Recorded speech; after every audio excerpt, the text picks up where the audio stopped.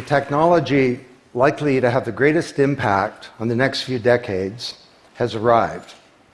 And it's not social media, it's not big data, it's not robotics, it's not even AI. And you'll be surprised to learn that it's the underlying technology of digital currencies like Bitcoin. It's called the blockchain. Blockchain.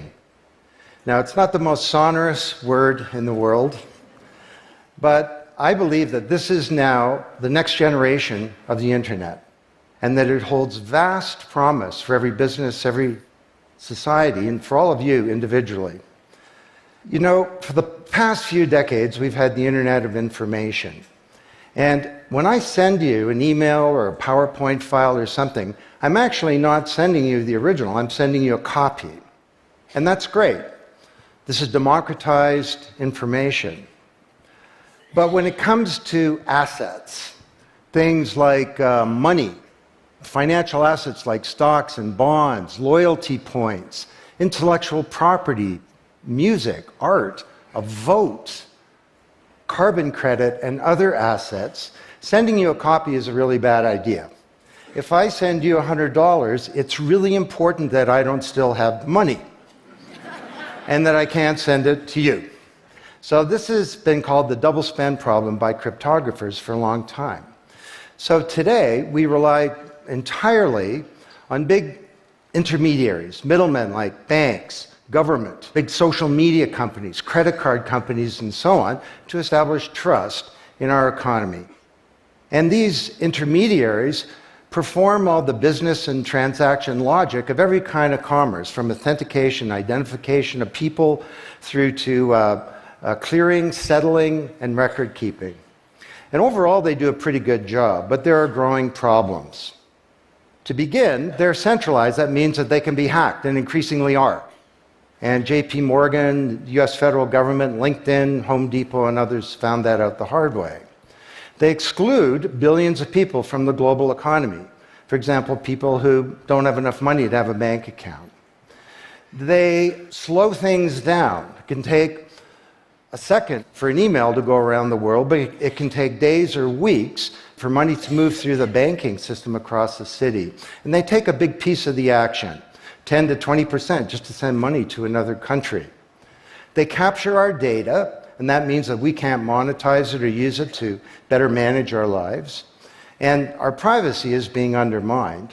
And the biggest problem is that overall, they've appropriated the largesse of the digital age asymmetrically. And we have wealth creation, but we have growing social inequality. So what if there were not only an internet of information, what if there were an internet of value? Some kind of vast, global, distributed ledger running on millions of computers and available to everybody, and where every kind of asset, from money to music, could be stored, moved, transacted, exchanged, and managed, all without powerful intermediaries. What if there were a native medium for value?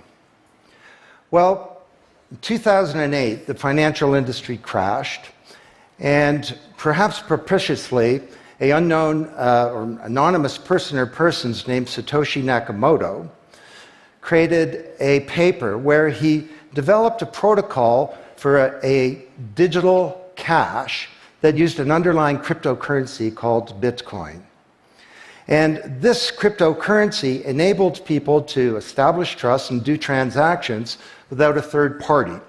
And the seemingly simple act set off a spark that's ignited the world, that has everyone excited or terrified or otherwise interested in many places. Now, don't be confused about Bitcoin, okay? Bitcoin is an asset. It goes up and down, and that should be of interest to you if you're a speculator. More broadly, it's a cryptocurrency. It's not a fiat currency controlled by a nation state, and that's of greater interest.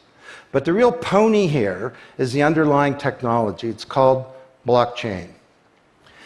So, for the first time now in human history, people everywhere can trust each other and transact peer-to-peer.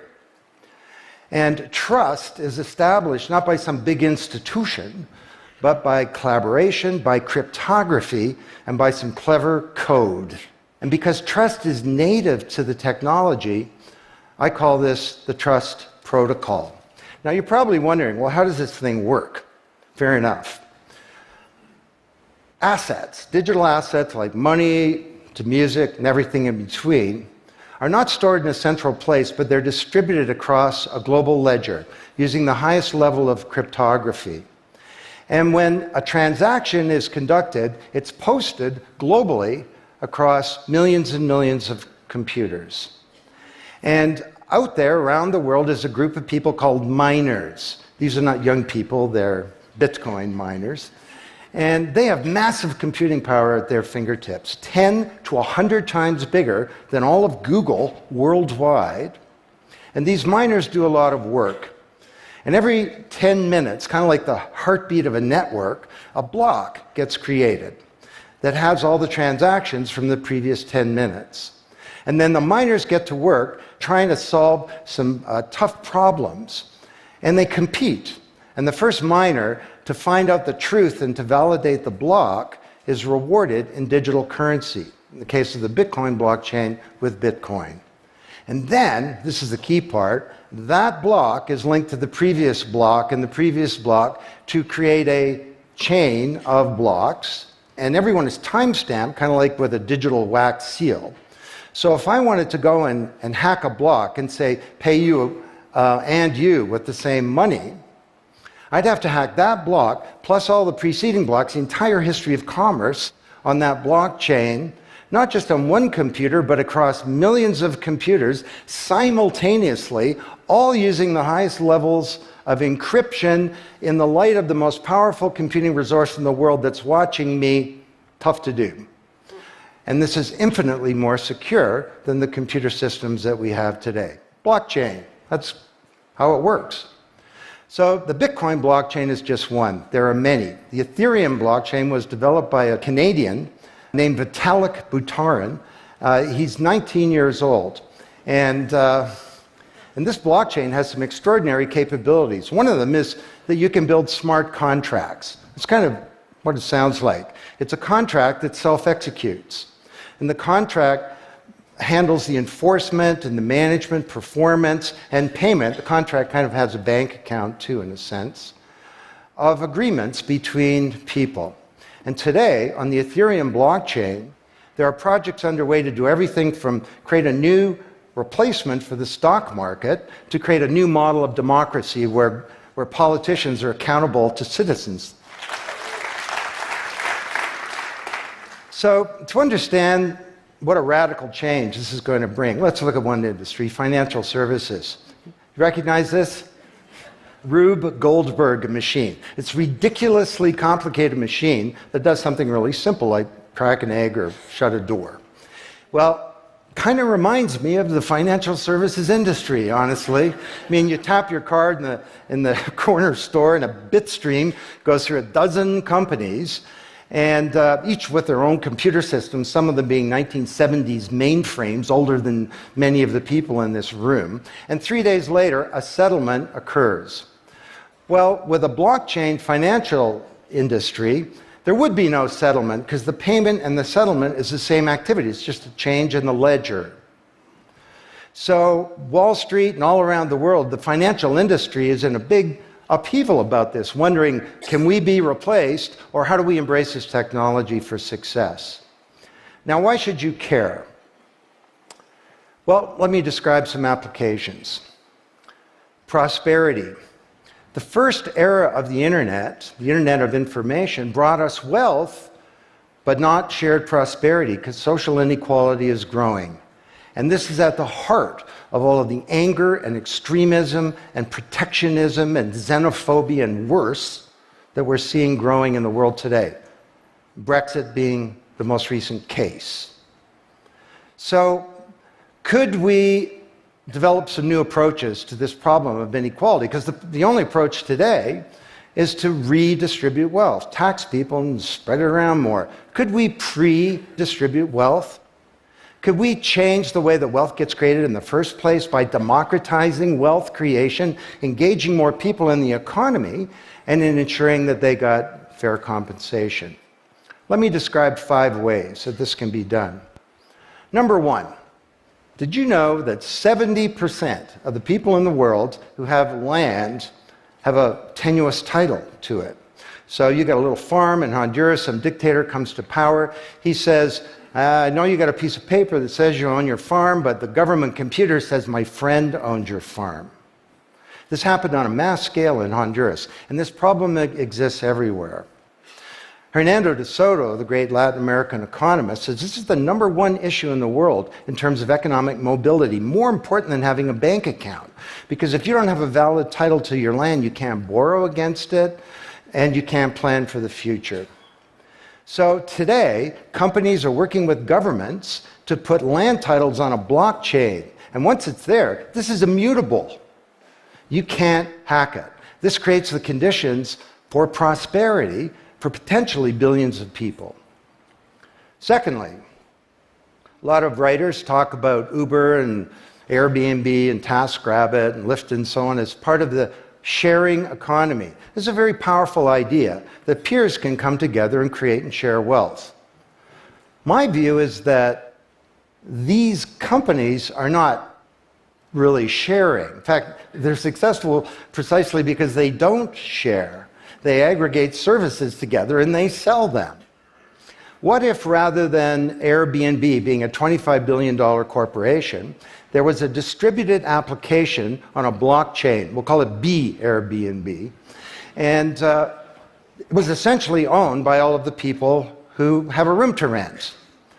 And when someone wants to rent a room, they go onto the blockchain database and all the criteria sift through, help them find the right room, and then the blockchain helps with the contracting, it identifies the party, it handles the payments, just through digital payments are built into the system, and it even handles reputation, because if she rates a room as a 5-star room, that room is there, and it's rated, and it's immutable. So the big sharing economy disruptors in Silicon Valley could be disrupted, and this would be good for prosperity.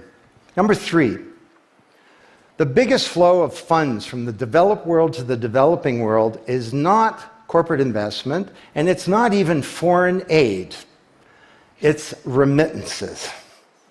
This is the global diaspora, people who've left their ancestral lands, and they're sending money back to their families at home.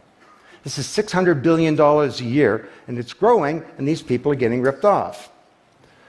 Annalie Domingo is a housekeeper, and she lives in Toronto, and every month she goes to the Western Union office with some cash to send her remittances to her mom in Manila. It costs her around 10%. The money takes 4 to 7 days to get there. Her mom never knows when it's going to arrive. It takes 5 hours out of her week to do this. 6 months ago, Annalie Domingo used a blockchain application called Abra. And from her mobile device, she said $300 went directly to her mom's mobile device without going through an intermediary. And then her mom looked at her mobile device, it's kind of like an Uber interface, there's Abra tellers moving around. She clicks on a teller that's a 5-star teller, he's 7 minutes away. The guy shows up at the door, gives her Filipino pesos, she puts them in her wallet. The whole thing took minutes, and it cost her 2%. This is a big opportunity for prosperity. Number 4, the most powerful asset of the digital age is data. And data is really a new asset class, maybe bigger than previous asset classes like land under the agrarian economy or an industrial plant, or even money. And all of you, we create this data, we create this asset. And we leave this trail of digital crumbs behind us as we go throughout life. And these crumbs are collected into a mirror image of you, the virtual you. And the virtual you may know more about you than you do, because you can't remember what you bought a year ago or said a year ago or your exact location a year ago. And the virtual you is not owned by you. That's the big problem. So today there are companies working to create an identity in a black box. The virtual you owned by you. And this black box moves around with you as you travel throughout the world, and it's very, very stingy. It only gives away the shred of information that's required to do something. A lot of transactions, the seller doesn't even need to know who you are. They just need to know that they got paid. And then this avatar is sweeping up all this data and enabling you to monetize it. And this is a wonderful thing, because it can also help us protect our privacy. And privacy is the foundation of a free society. Let's get this asset that we create back under our control, where we can own our own identity and manage it responsibly. Finally,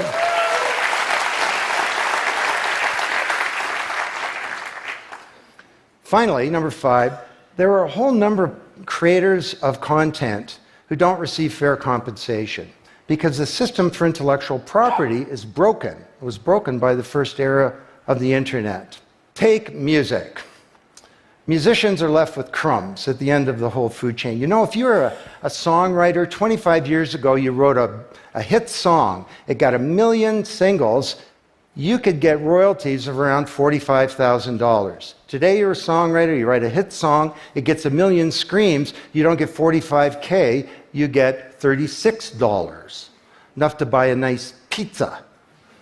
So Imogen Heap, the Grammy-winning singer-songwriter, is now putting music on a blockchain ecosystem. She calls it mycelium.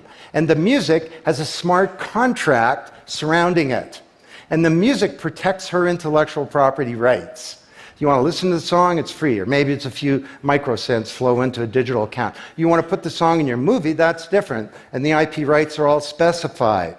You want to make a ringtone, that's different.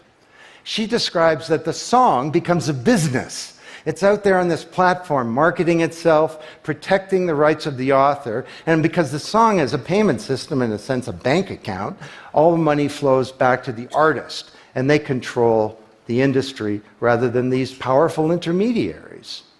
Now this is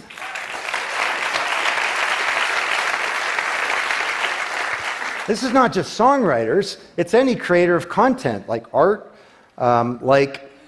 inventions, scientific discoveries, journalists. There are all kinds of people who don't get fair compensation, and with blockchains, they're going to be able to make it rain on the blockchain, and that's a wonderful thing. So these are 5 opportunities out of a dozen to solve one problem, prosperity, which is one of countless problems that blockchains are applicable to. Now, technology doesn't create prosperity, of course, people do. But my case to you is that, once again, the technology genie has escaped from the bottle, and it was summoned by an unknown person or persons at this uncertain time in human history.